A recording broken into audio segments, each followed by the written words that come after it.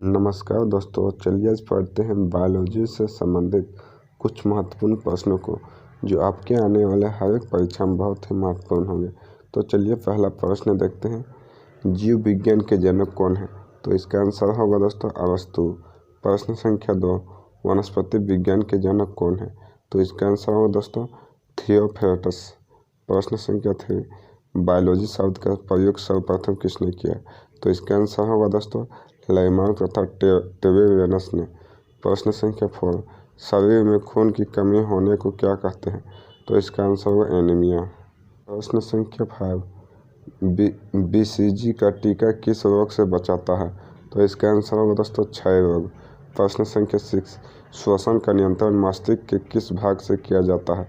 तो इसका आंसर होगा दोस्तों मेडुला ऑब्लांगेटा।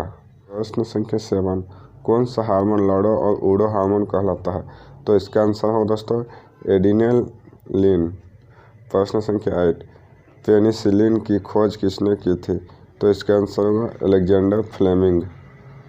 प्रश्न संख्या 9, पौधों में जल का परिवहन किसके माध्यम से होता है? तो इसका आंसर होगा दोस्तों जाइलम। प्रश्न संख्या 10, गाजर का रंग किसकी मौजूदगी के कारण होता है? तो इसका आंसर होगा कैरोटीन। प्रश्न संख्या 11, बॉटनी शब्द की उत्पत्ति किस भाषा के शब्द से हुई है? तो इसका आंसर होगा ग्रीक भाषा। प्रश्न संख्या 12, फाइकोलॉजी में किसका अध्ययन किया जाता है? तो इसका आंसर होगा शैवाल का। प्रश्न संख्या 13, प्रयोगशाला में सर्वप्रथम डीएनए का संश्लेषण किसने किया था? तो इसका आंसर है दोस्तों खुराना ने। प्रश्न संख्या 14, मनुष्य में दिव्य गुणित क्रोमोसोम की संख्या कितनी होती है? तो इसका आंसर होगा दोस्तों 23 जोड़े। प्रश्न संख्या 15, एक सामान्य मानव शरीर कोशिका में गुणसूत्रों की संख्या कितनी होती है? तो इसका आंसर होगा 46। प्रश्न संख्या 17, मनुष्य में नर का गुणसूत्र सम्मिश्रण होता है? तो इसका आंसर XY।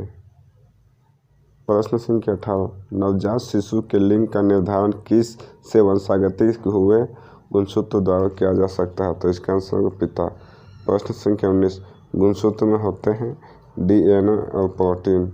प्रश्न संख्या 20, मनुष्य में कौन से क्रोमोसोम के मिलने से बालक का जन्म होता है? तो पुरुष का Y और स्त्री का X क्रोमोसोम मिलने से। संख्या 21, अशुद्ध रक्त किस में बहता है? तो इसका आंसर सिराओं में। प्रश्न संख्या 22, मनुष्य के शरीर में सबसे बड़ी ग्रंथि कौन सी है? तो इसका आंसर होगा यकृत। प्रश्न संख्या 23, मनुष्य में मादा जनन अंग से किस हार्मोन का स्राव होता है? तो इसका आंसर होगा रिलैक्सिन। प्रश्न संख्या 24, प्रकाश संश्लेषण के दौरान निकली ऑक्सीजन किससे उत्पन्न होती है? तो इसका आंसर होगा जल से। प्रश्न संख्या 25, क्लोरोफिल नामक पदार्थ कहाँ उपस्थित है? तो इसका आंसर होगा पौधों की कोशिकाओं में। प्रश्न संख्या 26, मनुष्य में इच्छित गतिविधियों का नियंत्रण किसके द्वारा होता है? तो इसका आंसर होगा सेरिब्रम। प्रश्न संख्या 27, पौधों में प्रकाश संश्लेषण की क्रिया कब होती है? तो इसका आंसर होगा सूर्य के प्रकाश में। प्रश्न संख्या 28, पौधे अपना भोजन कैसे प्राप्त करते हैं? तो इसका आंसर होगा प्रकाश संश्लेषण से। प्रश्न संख्या 29, अमीबा में भोजन का अंतर्ग्रहण किसके द्वारा होता है? तो इसका आंसर होगा कूटपाथ द्वारा। प्रश्न संख्या 31, गाजर क्या है? तो इसका आंसर होगा जड़।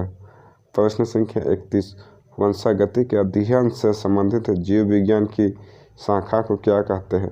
तो इसका आंसर होगा आनुवंशिकी।